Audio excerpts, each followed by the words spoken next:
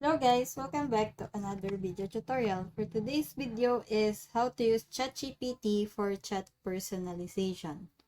Using ChatGPT for chat personalization involves tailoring the chatbot's responses to individuals' users, making the conversations and more relevant, engaging. Here are some steps to utilize ChatGPT for chat personalization. First is user profiling.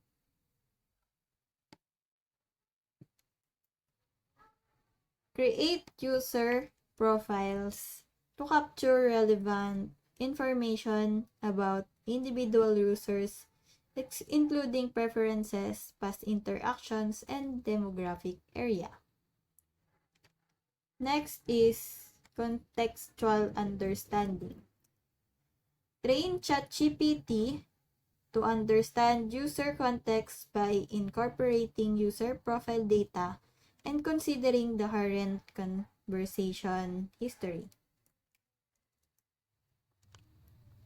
Third is response generation.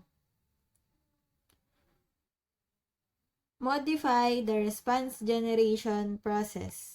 Incorporate personalization using user-specific information to customize the responses.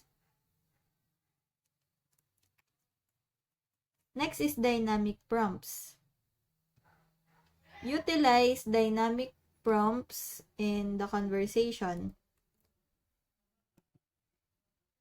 to gather personalized information from the user and enhance the chatbot's personalization capabilities.